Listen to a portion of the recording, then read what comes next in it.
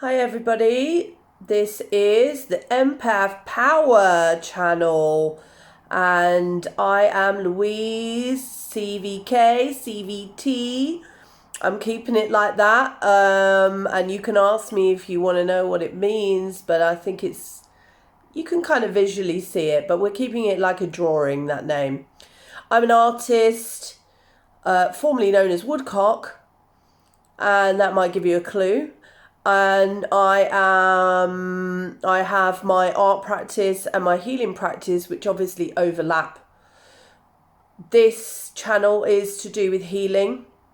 I'm using the label empath because it's kind of easier to, I guess, understand where I'm coming from, even though I'm not so comfortable with that label in many ways, or any label for that matter, I'm not very comfortable with. There's pros and cons to all of it.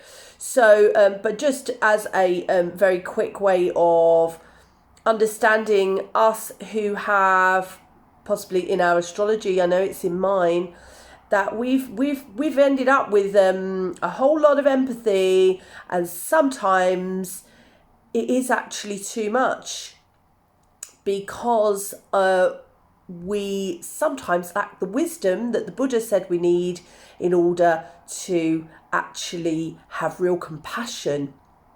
So us empaths need to learn a bit about that. There's physiological reasons for it that can also be dealt with, because it's not empathy when it becomes self-harm.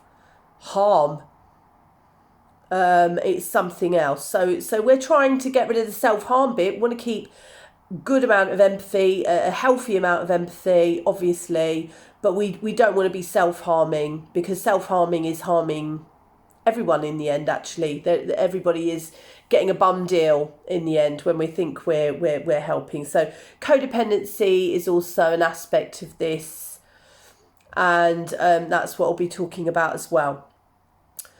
I want to introduce a concept in this video, a concept that I have just termed the opposite of love.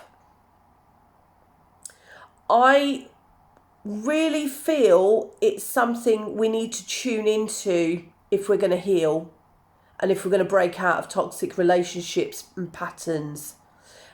It's a feeling we're mostly hearing about through the term abandonment trauma. And it was something that I actually didn't want to deal with. I convinced myself I didn't have abandonment issues or trauma, even though my mum died when I was 8. So, that's how much denial that we can have about ourselves, even on a healing journey. So I really want to connect, because this is the key to freedom, really, is connecting with this wound and really delving into this wound in order for us to escape all of its drawbacks, all of its attempt in the unconscious to drag us back into it again. Because our unconscious, when feeling something so powerful as that, if anyone's felt it, that sense of loss, betrayal, bereavement from an early age, our unconscious is very addicted to high emotion, and it tries to bring us back to that feeling as much as it can before we introduce it to other feelings. But in order to introduce it to other feelings, we need to understand where that feeling is, so we can really allow the unconscious to feel and explore it, so it doesn't need to keep recreating this really damaging and potentially life-threatening pattern through addiction as well. This is definitely the feeling that brings people back to very serious addiction. I'm pretty certain of that. I'm very lucky I haven't had serious drug addiction, but I can pretty much bet my bottom dollar that this is the feeling that brings people into it, because it's all part of that. It's the feeling, the intense feeling of lack, the intense feeling of not even the void, because the void is full of love. That feeling of completely bereft, completely alone, completely no love. It's not hate. This is why I call it the opposite of love. Hate has passion. It's not really the opposite of love, but this is, as far as I'm concerned. I've written a sort of a poem which could potentially be a song about it. As an artist, I am going to share some creative things with you for this journey, and I'd like to share this with you.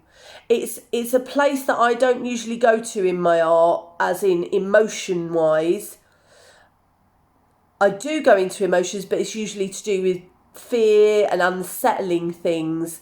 But I am becoming very brave in me 40s now. Don't tell your age, being a lady. I am being brave in my 40s, and I'm getting into the old feelings, even though I've been healing for years. I've not made art about these kind of feelings very much. I've made very visceral work about feelings, but not quite as heartfelt, I suppose. So we're going there, and all my favourite artists, musicians do. Leonard Cohen's probably my favourite musician, songwriter, and Bob Dylan, and they don't shy away from that. And I've always kind of really respected that and always wanted to be able to do that. So the healing has definitely helped me to go there. And because I just want to try. It's a lot darker than Leonard Cohen. People think Leonard Cohen is dark, but to be honest, I think I'm going to go even a shade darker than Leonard, but also with some joy in there. It's all one way. It's not going to be all one thing, one feeling, one vibe, because it's all about the light and the dark. Okay. So I am going to read you this piece that I wrote when walking on the local canal, live in Manchester, contemplating some feelings of ex-lovers. Sadly, I recreated those patterns with a lot of feeling of abandonment in there, projected onto them, which is what we do with those issues. So it was thinking about that and conveying things to do with it, but you can hear it. And when I think of life, I remember death. My heart fled, revealing a sudden mess. Beauty is born in the midst of all this. A sunken face, a sullen breast. I'm through the golden gate and all my wishes are waiting, so they say. My tender fate. It's never too late, they're right about that. Preparing me for the long good night. I'll be here till the day I die. For now I'm living my lucid dream. Well, I'm the mean magician in this scene. The picture was blurred, I was a fraud. I didn't know my own name. I get lost in that amount of pain. An early grave I half made, until instantly I was sane. Sitting on rocks was my comfort place, my home, my nest, my only rest. To dare to see what was in front of me was an act of bravery of which I could not conceive. I blinded myself with your light. Raisins, retinas, past the salt. I was living to die for the sake of your lies and mine, of course mine. I lived and breathed to use my heart as your washing line. Take the dog out with my spine. It's no one's fault entirely, and the choice to stay was always mine. Love was a starved child chained to a stove, with an angry maid smoking and shouting at God. frying eggs for the orphans who cried in vain to a cold, hard bedpost. They had no name. Thank you.